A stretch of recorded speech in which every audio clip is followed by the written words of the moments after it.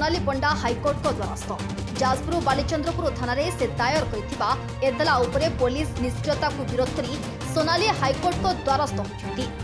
निजको तांको स्वामी बोली दाबी करुथिबा श्रीक्षेत्र तांको नाबालिका अवस्था अपहरण करबा सह जोर जबरदस्त शारीरिक संपर्क रखिथिले बोली सोनाली बालीचंद्रपुर थाना एतला दायर करथिले।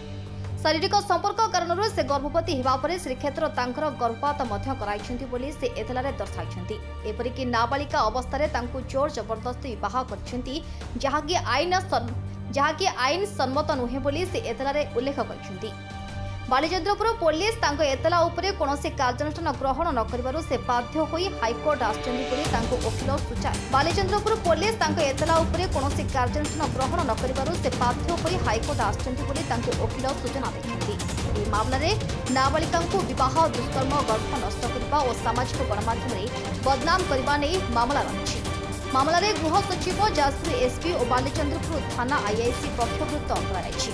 देखो आज मैटरटा थिला से सोनाली पंडा को नाबालिका समय जेतु से दर्शन करिसेंती अवर्षण करिसेंती और परमुहूर्ते नाबालिका समय ब्लैकमेलिंग कर विवाह करिसेंती एवं सामाजिक गणमाध्यम परमुहूर्ते बदनाम करिसेंती।